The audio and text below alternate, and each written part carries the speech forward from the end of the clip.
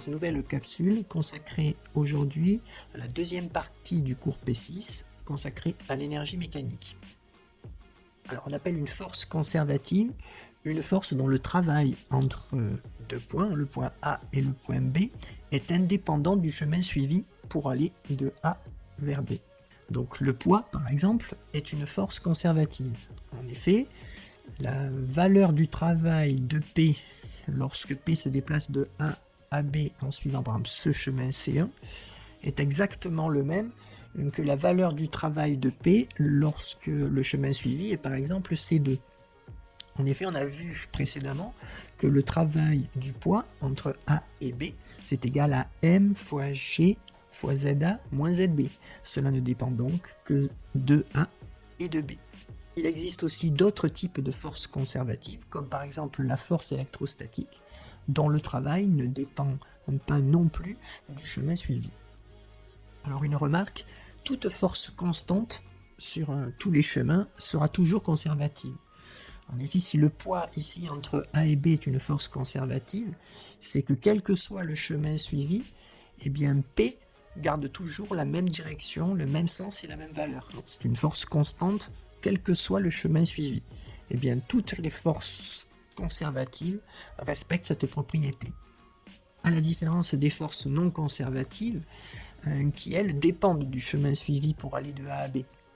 Le meilleur exemple, ce sont toutes les forces de frottement. Les forces de frottement, il faut savoir que cela s'oppose toujours à un mouvement. Donc par exemple, entre A et B, sur le chemin C1, la force de frottement est comme ceci. Mais si on change de ce chemin pour aller de A vers B, si on passe par exemple par le point C, eh bien la force de frottement qui va s'opposer toujours au mouvement, eh bien va changer de direction et de sens par rapport ici à ce chemin C1. Donc la force F n'est pas constante sur n'importe quel chemin suivi. C'est pour cela qu'elle n'est pas conservative. Alors maintenant que nous avons défini les forces conservatives et les forces non conservatives, on va pouvoir parler de ce qu'on appelle l'énergie potentielle. En fait, à chaque force conservative, qu'on notera dorénavant Fc, eh bien, va être associée une énergie qu'on appelle l'énergie potentielle. Comment est définie l'énergie potentielle ? Eh bien, la variation d'une énergie potentielle lorsqu'un système se déplace entre un point A et un point B est toujours égale à l'opposé du travail de la force conservative. Variation de l'énergie potentielle est égale donc à l'énergie potentielle au point B moins l'énergie potentielle au point A.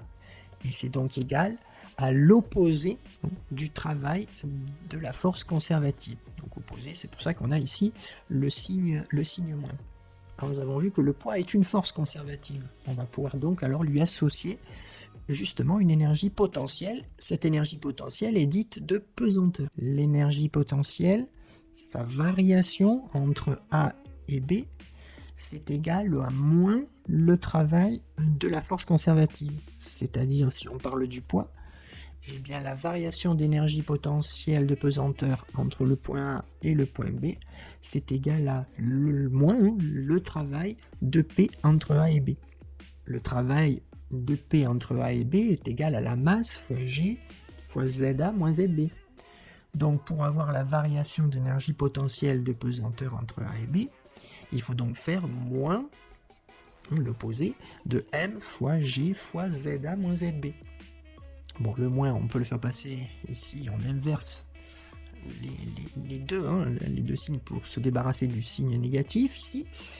Et nous avons donc la variation d'énergie potentielle de pesanteur, c'est-à-dire l'énergie potentielle de pesanteur au point B moins l'énergie potentielle de pesanteur au point A, qui est donc égale, en développant ici, ça va donc être égal à M fois G fois ZB moins, ici, ne pas oublier le moins qui est là, M fois G fois ZA.